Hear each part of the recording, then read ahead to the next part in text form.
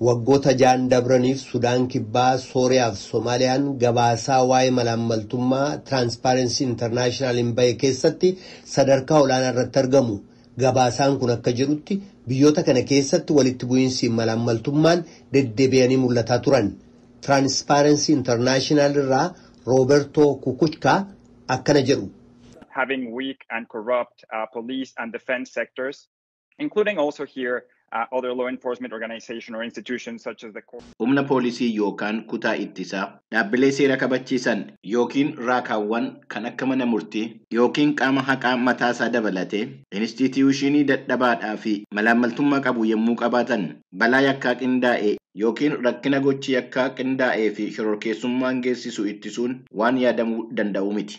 Weerarri Raashiyaan baatii guraandhalaa keessa Yuukireen irratti geggeessite haala sodaachisaa malaammaltummaan nageenya addunyaa irratti uumeef fakkeenya ta'uu danda'a. Dureeyyiin Raashiyaa pireezidaantii Raashiyaa Vilaadimir Puutiin isa to'annaa tokko malee aangoo isaatti akka malee dhimma ba'aa jiruuf amanamoo ta'uudhaan qabeenyaa hedduu kuufatan.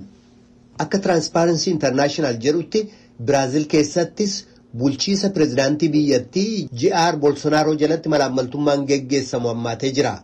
Baatii amajjii keessa deeggartoonni Bolsonaro pireezidaantichi filannoo injifatamuu isaaniirraa kan ka'e paarlaamaa biyyattii mana murtii muummichaa fi masaraa pireezidaantummaa irratti haleellaa deemsisan.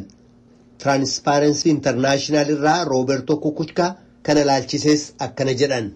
It is much easier for corruption to occur when these checks and balances are weaker. That's why one of our main recommendations this year and bakka sirni wal to'annaa fi madaallii check and balance dadhabaa ta'etti malaammaltummaan akka salphaatti uumamuu danda'a. Kanaaf baranas ta'e bara duraanii yemmuu dameewwan aangoo sadan qaama haqaa seeratumtootaa fi warreen seera kabachiisan qabaannu gidduu isaaniitti aangoon ifatti addaan ba'e jiraachuu isaa irratti xiyyeeffachuun barbaachisaa akka ta'e yaada kennaa kan jiru.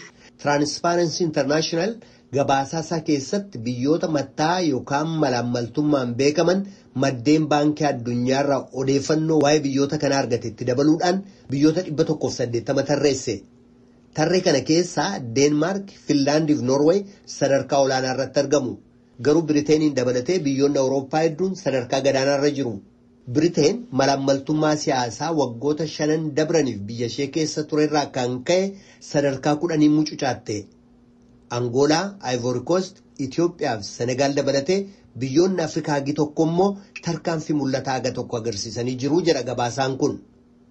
7 of the 24 countries that we see improving are actually in Africa. So this is one of the regions that is stuck at the bottom of the index.